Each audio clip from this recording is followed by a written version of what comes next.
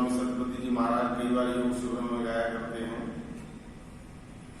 परमात्मा के सभी गीत गाओ, परमात्मा के सभी गीत गाओ, तो आवागमन से सभी छूट जाओ, तो आवागमन से सभी छूट जाओ। वो दुखियों का हमदर्द अकेलों का साथी, वो दुखियों का हमदर्द अकेलों का साथी, स्वती जगदाधार है उसको बताती, स्वती जगदाधार है उसको बताती, अजर है अमर है शरण उसकी आओ, अजर है अमर है शरण उसकी आओ, परमात्मा के सभी गीत गाओ, परमात्मा के सभी गीत गाओ, तो आवागमन से सभी छूट जाओ, परमात्मा के सभी गीत गाओ, तो आवागमन से सभी छूट जाओ। है गागर में सागर भरा वेदवाणी, है गागर में सागर भरा वेदवाणी, चहु ऋषियों द्वारा गई जो बखानी, चहु ऋषियों द्वारा गई जो बखानी, उसी ज्योति से मन का दीपक जलाओ, उसी ज्योति से मन का दीपक जलाओ, तो आगमन से सभी छूट जाओ, परमात्मा के सभी गीत गाओ, तो आवागमन से सभी छूट जाओ। ओ आनंद घन है सफल दुख हरैया, ओ आनंद घन है सफल दुख हरैया, पिता माता वही है सखाय और भैया, पिता माता वही है सखाय और भैया, उसी से करो प्रीति प्रीतम बनाओ, उसी से करो प्रीति प्रीतम बनाओ, तो आवागमन से सभी छूट जाओ, तो आवागमन से सभी छूट जाओ, परमात्मा के सभी गीत गाओ। है योगी समाधि में जिसको पुकारे, योगी समाधि में जिसको पुकारे, जमाने के वैभव की इच्छा विसारे, जमाने के वैभव की चाहना विसारे, उसी में लगन सब तुम भी लगाओ, उसी में लगन सब तुम भी लगाओ, तो आवागमन से सभी छूट जाओ, परमात्मा के सभी गीत गाओ, तो आवागमन से सभी छूट जाओ। मंत्री जी से बात हुई थी आज की चर्चा में, जो अभी नया साल बदला है उसके संबंध में थोड़ी चर्चा करेंगे कि नया साल वास्तव में क्या है, और इस नए साल का जो हम मनाते हैं प्रतिवर्ष, इसका क्या औचित्य है, और हमारा जो संपूर्ण मानव जाति का जो नया साल है उसका क्या औचित्य है। तो सृष्टि की उत्पत्ति को 1,96,08,53,121 वर्ष हो चुके हैं, 122वां वर्ष चल रहा है, ये सृष्टि संबंध कहा जाता है, और चैत्र शुक्ल प्रतिपदा को 122 वर्ष पूरे होकर 23वें वर्ष में प्रवेश कर जाएगा। ये तो सृष्टि संबंध है, और इस समय चल रहा है जो ईस्वी सन चल रहा है 2000, अब 21 प्रारंभ हो चुका है, 2020 अभी गया है।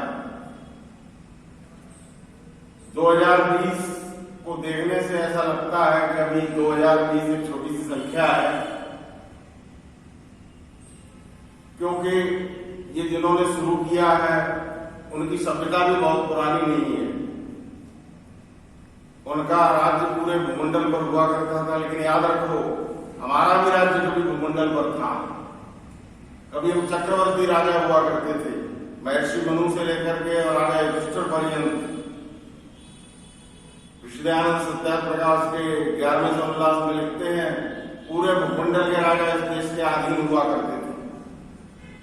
राजा युधिष्ठिर ने जिस समय यहाँ पर राजसूय युद्ध किया था, उस समय आज्ञानुसार पूरे विश्व से बड़े बड़े राजा यहाँ पर पधारे थे।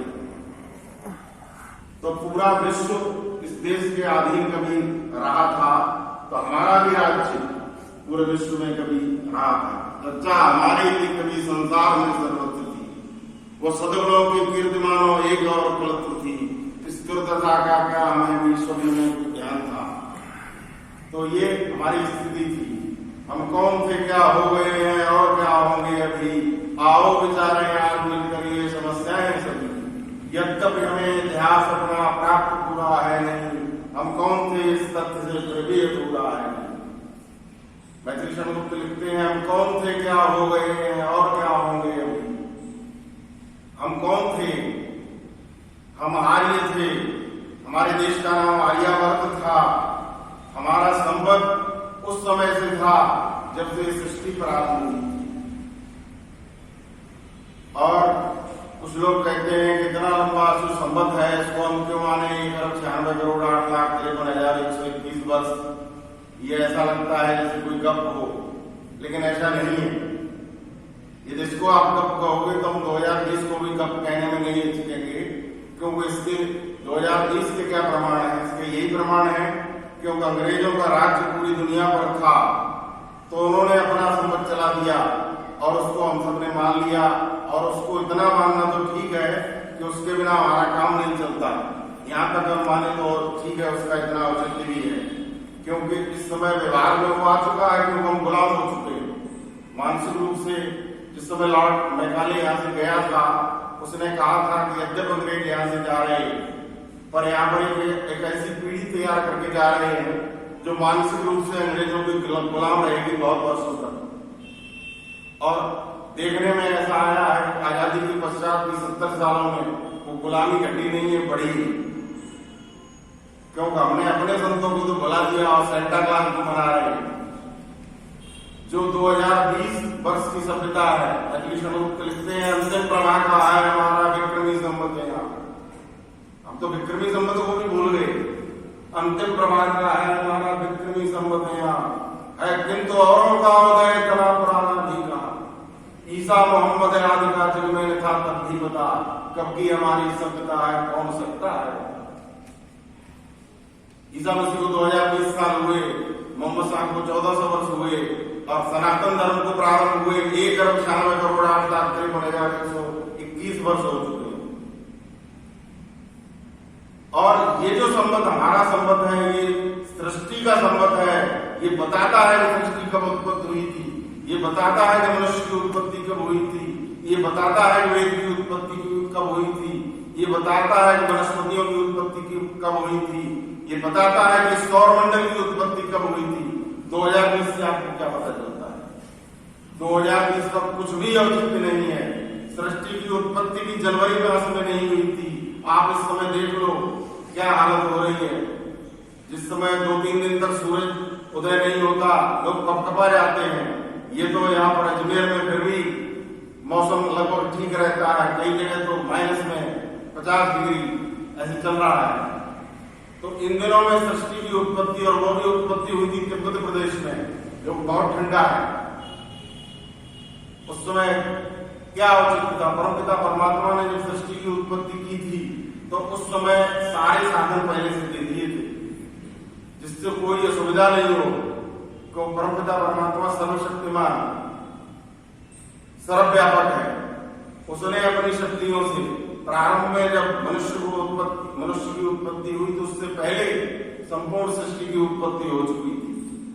क्योंकि मनुष्य अंत में आया है, परमपिता परमात्मा ने संपूर्ण सृष्टि इस मनुष्य को दी है कि तू इस सृष्टि का उपभोग कर ज्ञानपूर्वक और इसका नाश न कर। उत्पन्न हो गई, राधेश्याम रामायण में लिखा है एक जगह, उत्पन्न हो गए 5 तत्व घास और वृक्षादि हुए, क्रमशः चला विकास कभी कृषि पक्षी पशु इत्यादि हुए।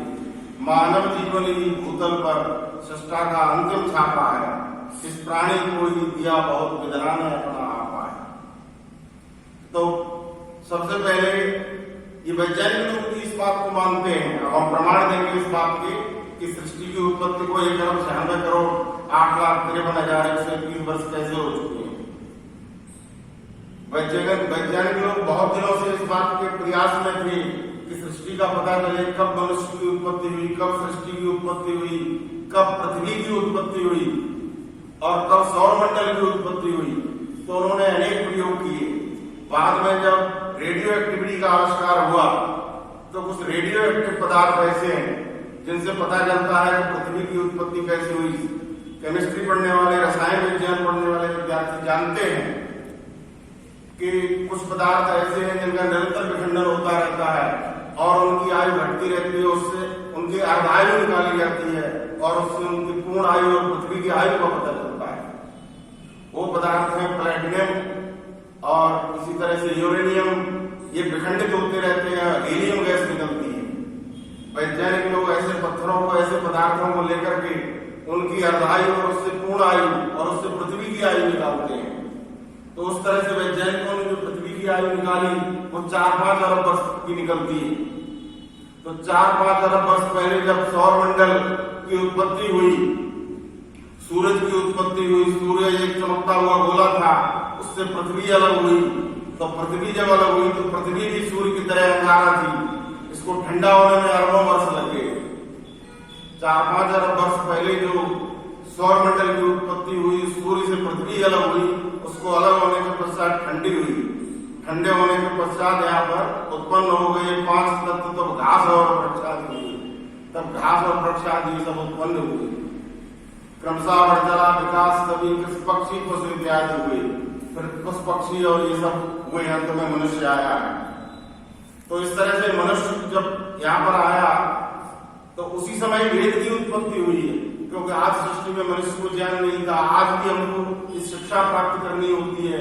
हमको गणित सीखना है, संस्कृत सीखनी है, अंग्रेजी सीखनी है, तो गुरु को ढूंढना पड़ता है, पुस्तकें खोजनी पड़ती हैं, सत्संग में जाना पड़ता है कि कोई हमें पढ़ा दे तो हम कुछ सीखें। मनुष्य एक ऐसा प्राणी है जिसको बिना सीखे कुछ नहीं आता, उसको सिखाना पड़ता है। पशु पक्षियों को परमपिता परमात्मा ने उतनी ट्रेनिंग पहले से दे दी है।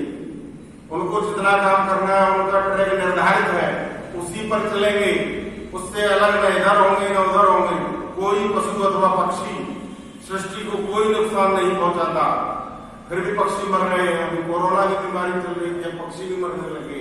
ये पक्षी मरने का दोष पक्षियों का नहीं है, मनुष्यों का दोष है। मनुष्यों ने इस सृष्टि को बिगाड़ा है। आप याद रखिए, पक्षियों पर संकट नहीं है, ये मनुष्य जाति पर संकट है। क्योंकि परमपिता परमात्मा ने मनुष्य को बुद्धि दी थी कि तू ज्ञान पूर्वक इस सृष्टि का उपभोग कर, त्याग पूर्वक भोग कर।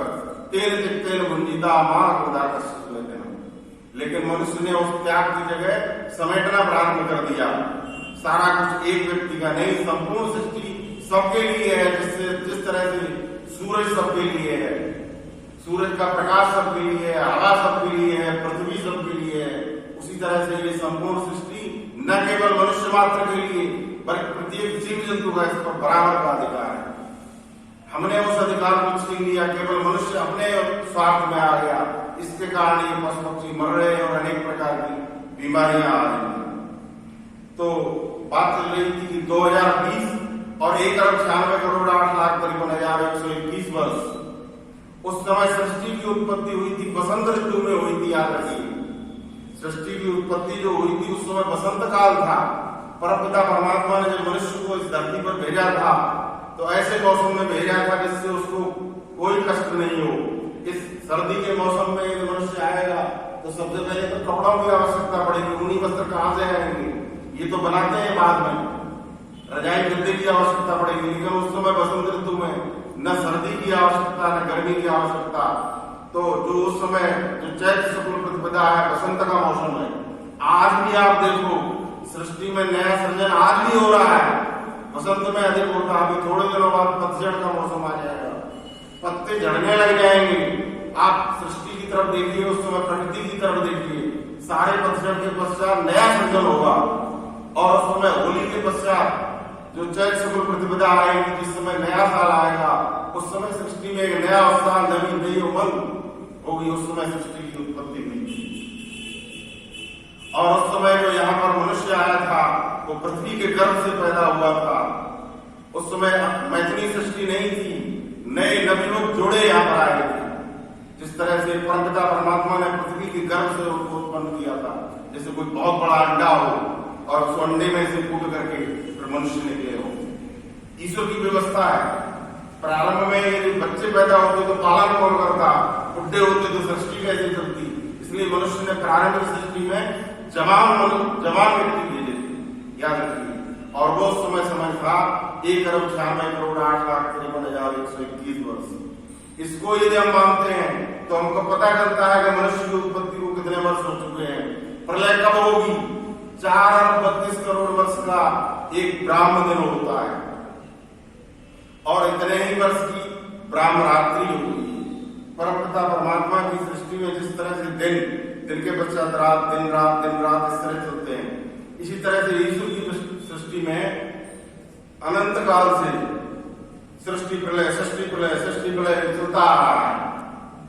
हम सब लोग अनंत मार्ग के पथिक हैं। ये शरीर थोड़े दिनों के लिए परमपिता परमात्मा ने मनुष्य जन्म दिया है। मनुष्य जन्म इसलिए दिया है कि मनुष्य जन्म में आकर के तू अपना उत्थान कर सकता है, पिछले कर्मों को भोग करके, और उत्थान की तरफ चलो, मोक्ष की तरफ चलो। धर्म, अर्थ और काम, मोक्ष, ये 4 पुरुषार्थ माने गए हैं। धर्म पूर्वक अर्थ का उपयोग करके और कामना की सिद्धि करते हुए अंतिम लक्ष्य मोक्ष है, ईश्वर की प्राप्ति है। उसको हमें प्राप्त करना है, उसको सिद्ध करना है। मनुष्य जन्म का लक्ष्य है।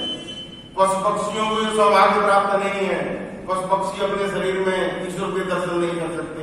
ये मनुष्य का शरीर वो मंदिर है जिसमें ईश्वर को देखा जा सकता है। इसलिए परमपिता परमात्मा ने सर्वश्रेष्ठ रचना मनुष्य के लिए की है। अब हम जो लोग ये कहा करते हैं कि 1,96 करोड़ कैसे हो गए, ऋषि दयानंद ने इसको सत्य धर्म विचार नाम की एक सभा बुलाई थी, उसमें भी इस पर विचार प्रकट किए थे और सिद्ध करके दिखाया था। इसी तरह से उन्होंने ऋग्वेद भाष्य भूमिका में इसका पूरा गणित दे दिया है। और वो कहते हैं कि जिस समय हमारे देश की लाइब्रेरी, हमारे देश की पुस्तकालय को जलाया गया तो यहाँ के विद्वानों ने, यहाँ के पंडितों ने, ब्राह्मणों ने जो ब्रह्म विद्या को जानते थे, उन्होंने इसको जो है वो संकल्प के रूप में याद कर लिया। बोले ये संकल्प हम प्रतिदिन प्रातः काल और सायंकाल यज्ञ करते हैं, उस समय बोलते हैं। नहीं बोलते हैं तो आप बोलना प्रारंभ कर दीजिए। ये प्रतिदिन बोलना चाहिए और बोलते हैं। जब भी कोई विवाह संस्कार, जब भी कोई संस्कार होता है, पंडित लोग ये संकल्प बोलते हैं, ओम तत्सस्य ब्रह्मणे द्वितीय प्रारंभे वैवस्वत मनवंतरे अष्टाविंशतितमे कलियुगे प्रथम चरणे आर्यावर्तंतरे देशे जम्बूद्वीपे भरतखंडे राजस्थान प्रांते जयमयूर नगरे केसरगंज स्थित स्वगृहे अद्यतम कार्यम कृतम कृत्यवा। इस तरह से संकल्प बोल करके हम पंडित का वर्णन करते हैं, ये हम सब जानते हैं। तो ऋषि दयानंद कहते हैं जो बात हम रोजाना बोलते हैं और एक बार नहीं 2-2 बार बोलते हैं, पूरे देश में बोलते हैं, दक्षिण में भी बोलते हैं और उत्तर में भी बोलते हैं, पूर्व में भी बोलते हैं और पश्चिम में भी बोलते हैं, देश के हर हिस्से में बोलते हैं, उसको आप गलत कैसे कर सकते हो? और बोले हमारा ये संकल्प इसको सिद्ध करता है। ये संकल्प हमारा ये भी सिद्ध करता है। देखिए कितना अच्छा संकल्प है जो ये बताता है कि हम इसी देश के मूल निवासी हैं। हमारे ऊपर एक लांछन लगाया जाता है। अंग्रेजों की ये चाल थी, अंग्रेज बाहर से आए थे, उन्होंने कहा हम बाहर से आए, ये मुस्लिम लोग भी बाहर से आए और आर्य भी बाहर से आए, मध्य एशिया से आए। ऐसा इतिहास में लिखा गया और पढ़ाया जाता है, विद्यार्थियों को पता भी नहीं। लेकिन कोई बाहर से आया हुआ व्यक्ति आर्यावर्तन तरीके से जम्बूद्वीप में भरतखंडे क्यों बोलेगा? कोई व्यक्ति उसी देश का उसी नाम बोलेगा जहां का वो रहने वाला होगा। कभी इस देश का नाम आर्यावर्त था, कभी इस देश का नाम जम्बूद्वीप था और बड़ा था भरतखंड कहा जाता था। तो आइए उस देश अपने संकल्प को भी हम ध्यान रखें और इस संकल्प से ये सिद्ध हो जाएगा कि किस तरह से 1,96,08,53,121 वर्ष हुए। ओम तत्सत ब्रह्मणे द्वितीय प्रारंभे ब्राह्म दिन का दूसरा पहर, तो पूरे दिन और रात को ये 8 पहरों में बांट दो और उसको 2/8 से गुणा करो तो यही संख्या आ जाएगी 4 अरब 32 करोड़ वर्ष को। देखिए कई कैलकुलेशन बताते हैं आपको, कई तरह से इसकी गणना बताते हैं और सारी संकल्प में आ जाएगी।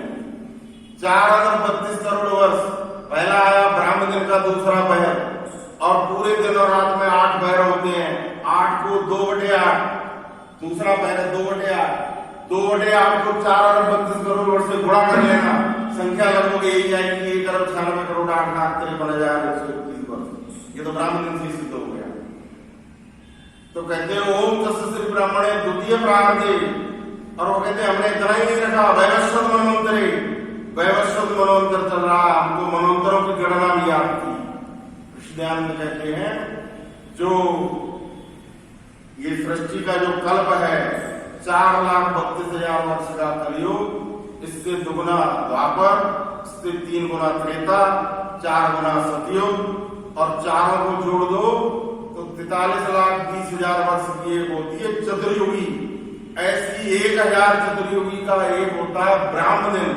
तो इस तरह से 1,000 को 43,20,000 से गुणा करते हैं तो 4 अरब 32 करोड़ वर्ष की संख्या आती है। ये है एक ब्राह्मण दिन। और इसको 36,000 से गुणा कर दो तो ये होता है मोक्ष का काल, 31 10 खरब 40 अरब वर्ष। ऋषिदानंद कहते हैं कि 36,000 बार प्रलय हो जाए, इतना बड़ा मोक्ष का काल है, इसलिए मोक्ष को हमको पाना चाहिए। तो बात चलिए कि सृष्टि संबंध किस तरह से हमारा सही है। तो कहते हैं ये पूरा जो सृष्टि का काल है 1,000 चतुर्युगी में बटा हुआ है, और इसमें 14 मनवंतर हैं। 14 मनवंतर में से 6 मनवंतर बीत चुके हैं। स्वयंभू मनु के बारे में रामचरितमानस में भी प्रमाण मिलता है। तुलसीदास जी लिखते हैं स्वयंभू मनोहर सतरूपा जिनते भयंकर सृष्टि अनुपा। ये गोस्वामी तुलसीदास ने भी लिखा है। तो पहला जो हमारा मनवंतर था वो स्वयंभू था। स्वयंभू सारोचिस औत्तिम तामस रैवत चाक्षुषी 6 बीत चुके हैं। 7वां मनवंतर वैवस्वत चल रहा है। एक मनवंतर में 71 चतुर्युगी होती हैं।